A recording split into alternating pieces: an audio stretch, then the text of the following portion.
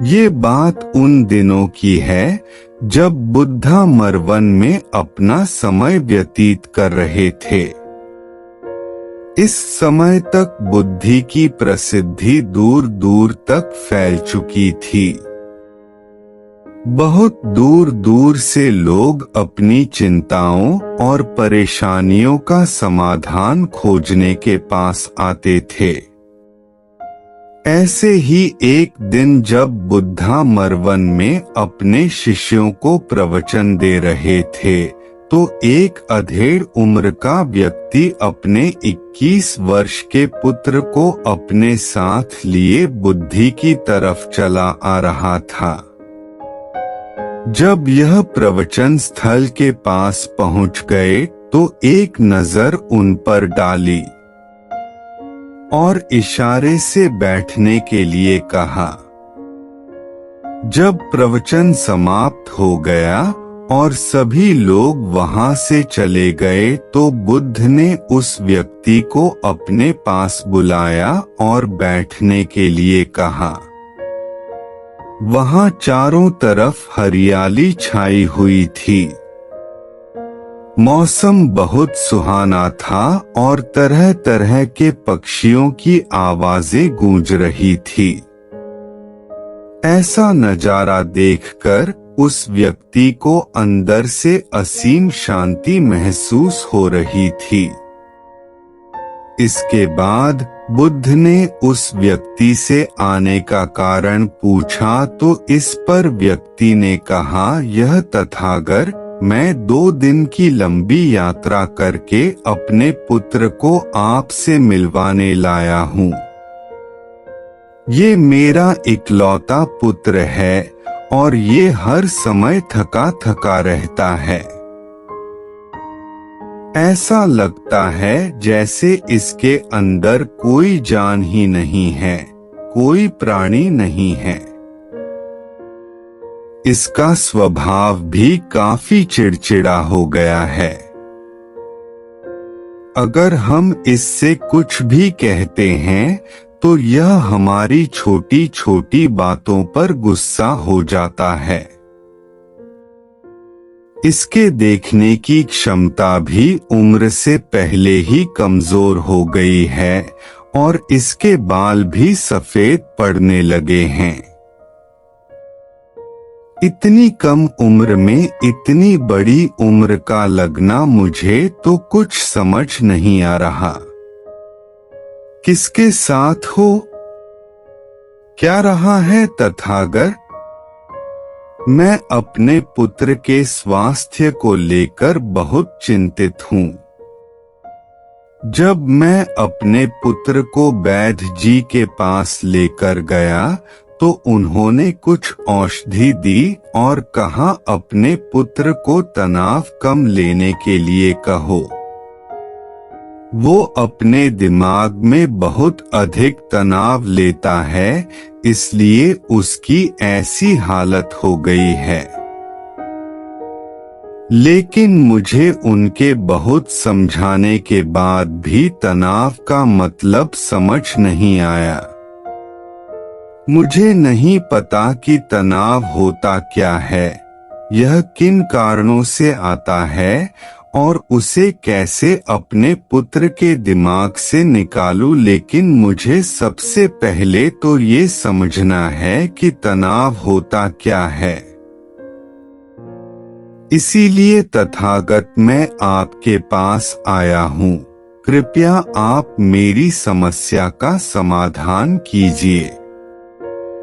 यह सुन बुद्ध उसके पुत्र को बड़े ध्यान से देखते हैं, उसके चेहरे को देखते हैं, उसकी आंखों को देखते हैं और फिर उसके हाथों की नब्ज को भी देखते हैं। यह सारी विधि करने के पश्चात बुद्ध उस व्यक्ति से कहते हैं, तनाव लेना तो कोई नहीं चाहता, लेकिन फिर भी यह तनाव लोगों के दिमाग को दीमक की तरह पकड़ लेता है और व्यक्ति जान भी नहीं पाता कि वह तनाव में जी रहा है। लेकिन अगर व्यक्ति तनाव के कारणों को अच्छे से समझ लेता है और तनाव के बारे में कोई ऐसा पैमाना बना लेता है जिससे वह जान सके कि वह कितने तनाव में है, तो वह इस समस्या का समाधान भी खोज सकता है। सबसे पहले तो तुम ये समझो कि तनाव होता क्या है।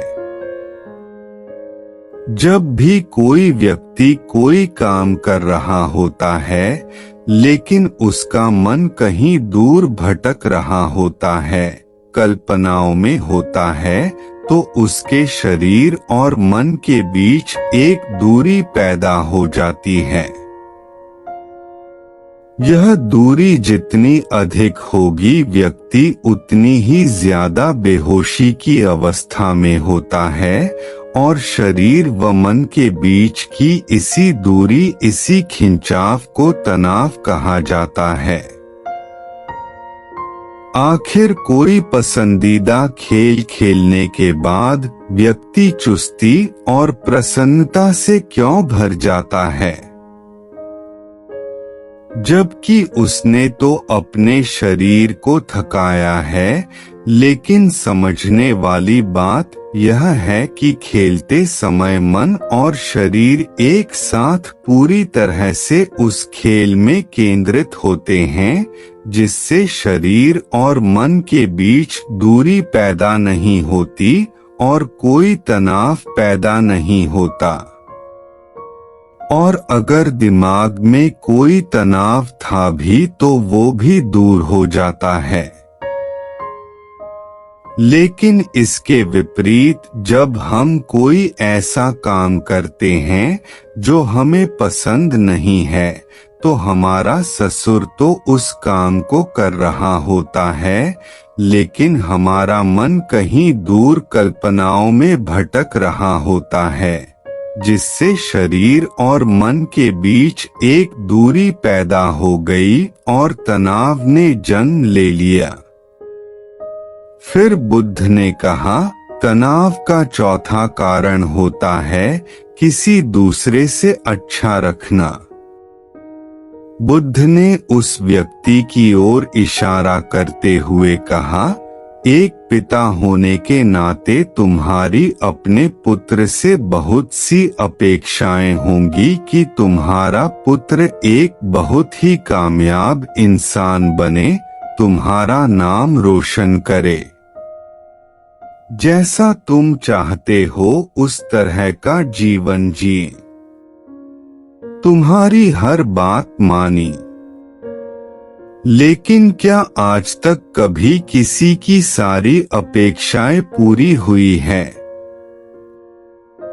जब भी कोई व्यक्ति किसी दूसरे से कोई अपेक्षा रखने लगता है तो वो अनजाने में अपने लिए तनाव पैदा करने लगता है।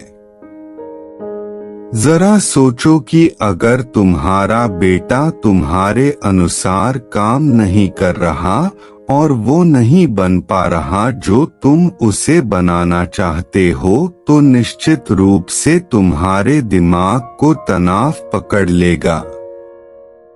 तुम तनाव से भरा जीवन जीना शुरू कर दोगे और इस तनाव के बस में आकर तुम ऐसा व्यवहार करोगे, ऐसी बातें करोगे कि तुम्हारा अपने पुत्र के साथ संबंध और भी खराब होता चला जाएगा। इसीलिए व्यक्ति को जितना हो सके उतनी कम अपेक्षाएं दूसरों से रखनी चाहिए, और अगर पूरी तरह से तनाव मुक्त रहना है तो दूसरों से अपेक्षा रखना ही बंद कर दो। इसके बाद बूथ ने कहा कि शारीरिक कष्ट भी इंसान के तनाव का एक कारण होता है। इसमें दुखाते हैं, बीमारियां आती है और फिर अंत में मृत्यु भी आती है, तो बीमारियां इंसान के जीवन का अभिन्न अंग है। कोई इनसे बच नहीं सकता। बस किसी किसी के जीवन में ये समय से पहले आ जाती है, तो किसी के बाद में पढ़ाती सबको है। जब इंसान का मन इस बात को अच्छे से समझ लेगा, तो फिर वह अपनी बीमारी के बारे में सोच कर ज्यादा तनाव नहीं लेगा, क्योंकि यह हमारे जीवन का अभिन्न हिस्सा है और इसके लिए व्यक्ति को शारीरिक रूप से भी अभ्यास करते रहना चाहिए। अपने जीवन में व्यायाम और स्वस्थ जीवन शैली को भी जगह देनी चाहिए, ताकि उसका शरीर लंबे समय तक निरोगी रहकर सही से काम कर सके। तनाव का अगला कारण होता है अपनी योजनाओं को समझने के लिए समय न देना। कुछ लोगों के दिमाग में कोई विचार आया नहीं है कि वो बिना सोचे समझे उस पर काम करना शुरू कर देते हैं, और जब उस काम में उन्हें असफलता मिलती है तो वह तनाव से भर जाते हैं, क्योंकि उन्होंने उस काम को शुरू करने से पहले उसके बारे में पूरी जानकारी इकट्ठा नहीं की थी। इंसान को कोई भी काम शुरू करने से पहले उसके अच्छे और बुरे परिणामों के बारे में ठीक से सोच विचार कर लेना चाहिए। इंसान को इस बारे में भी सोच लेना चाहिए कि अगर ये योजना सफल नहीं हुई तो फिर इसके बाद मैं क्या करूंगा। इसलिए व्यक्ति को अपनी योजनाओं को ठीक से समझने के लिए पूरा समय देना चाहिए, ताकि बाद में उस योजना की वजह से तनाव पैदा ना हो। तनाव का 7वां सबसे बड़ा कारण होता है टालमटोल करना। आज के काम को कल पर टालना। आप लोगों ने ये कहावत तो सुनी होगी कि आलसी इंसान के शरीर का सबसे बड़ा शत्रु है। इंसान आलस्य की वजह से आज के काम को कल के लिए टाल देता है और फिर काम को टालना उसकी आदत बन जाती है।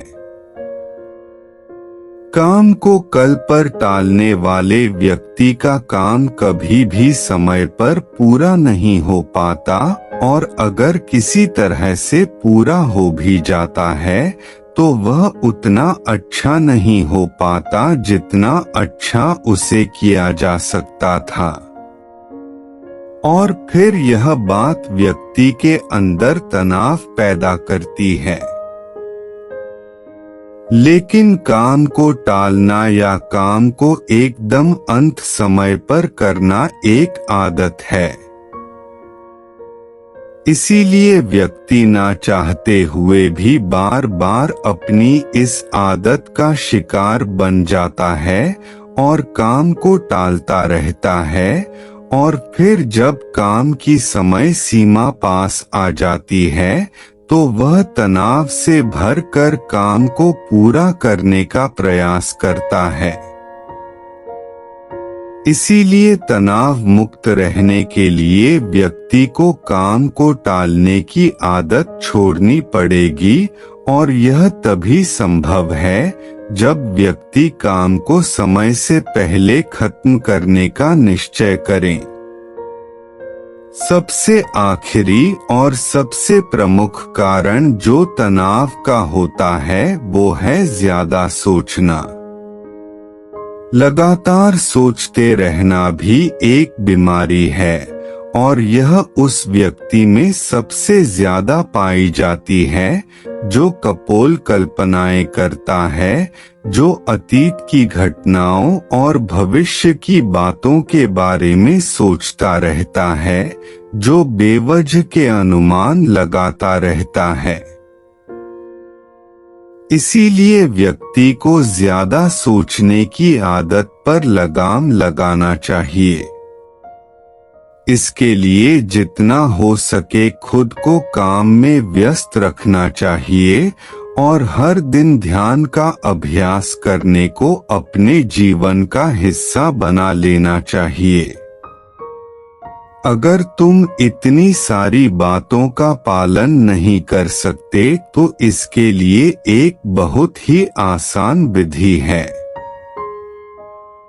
तुम एक बार में एक काम को करने पर ध्यान लगाओ भी काम कर रहे हो, उस समय पर सिर्फ उसी काम को करो, सिर्फ उस पर ही अपना पूरा ध्यान लगाओ और अगर तुम्हारा मन इधर उधर भटक जाता है तो जैसे ही तुम्हें याद आए उसे वापस फिर उसी काम में लगा दो। ये सबसे आसान और अच्छा तरीका है तनाव मुक्त रहने का। जब तुम भोजन करो तो उस समय सिर्फ भोजन ही करो, उसके पूरे स्वाद का आनंद लो, उसी अनुभव करो। जब चलो तो अपना पूरा ध्यान सिर्फ चलने लगा दो। इससे तुम्हारा मन और तुम्हारा शरीर दोनों एक जगह पर केंद्रित रहेंगे। दोनों के बीच दूरी पैदा नहीं होगी जो कि तनाव का मुख्य कारण होती है। दोस्तों, आज की युवा पीढ़ी एक ही समय पर 2-2, 3-3 काम करने के आदी हो चुकी है, जैसे फोन पर बात करते हुए गाड़ी चलाना, खाना खाते हुए टीवी देखना, ये फोन चलाना और फिर इनकी शिकायत रहती है कि मैं तनाव में जी रहा हूँ, मेरा मन शांत रहता है, मैं चिड़चिड़ा सा हो गया हूँ। जब कोई व्यक्ति एक ही समय पर 3-3 काम करेगा तो तनाव पैदा होना तो स्वाभाविक है, क्योंकि दिमाग तो एक समय पर पूरा ध्यान लगाकर सिर्फ एक ही काम कर सकता है। पूर्ण रूप से एक ही समय पर 2 कामों पर ध्यान कभी नहीं लग सकता। इसीलिए जहाँ तक संभव हो सके एक समय पर सिर्फ एक ही काम करने का प्रयास करें, वो भी पूरे ध्यान के साथ।